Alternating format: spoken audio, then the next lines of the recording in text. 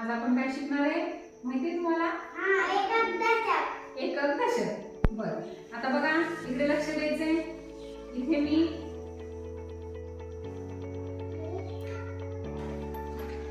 बारा आणि ह्यातला एकक कोणता आणि दशक कोणता हे आपल्याला ओळखता येणार आहे का? नाही. हे की नाही? मग कसं ओळखायचं? आपल्याला दशक एकक संकल्पना काय करायची या ठिकाणी स्पष्ट करायची. बघा, हा उजवा हात आहे आणि डावा हात कोणता आहे? हा डावा हात. उजव्या बाजूला कोण असतो? एकक असतो. उजव्या बाजूला कोण असतो? उजवी बाजू कोणती आहे? कोणता उजवा हात तुमचा? उजवा हात आपण जे म्हणतो उजवा हात कोणता? उजवा. हा उजव्या हाताला काय असतं? एकक असतं आणि डाव्या हाताला दशक असतं. उजव्या हाताला एकक असतं. बघा, उजव्या हाताला लिहिताना बरोबर उजव्या हाताला उजवा हात इथे आणि डावा हात इथे. उजव्या हाताला बरोबर कोण आहे? 2 आहे. उजव्या हाताला 2 आहे. म्हणून 2 हा काय आहे? एकक आहे आणि 1 हा काय आहे? दशक आहे. बघा, एक संख्या इथे आपण.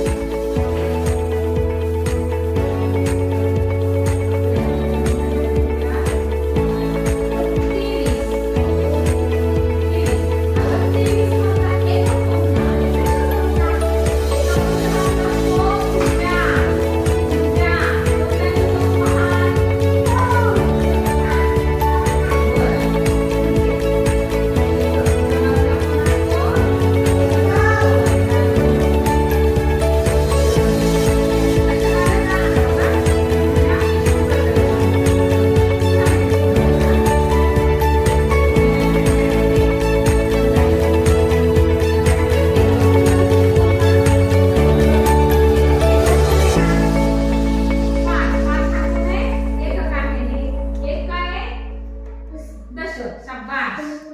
टाळ्या वाजवा त्यासाठी. छान छान छान मस्त. आता आपण राजनंदिनीला विचारूया. तुला समजले का? एकक दशक समजले? नाही. बर, आपण परत समजून घेऊया. हा, इथे मी 20 लिहिले. आता उजवा हात कोणता आहे तुझा? दाखव मला. जेवण कोणत्या हाताने करते तू? येस. हा उजवा हात आहे. हा उजव्या हाताला कोण आहे? एकक आहे. उजव्या हाताला कोण आहे? एकक.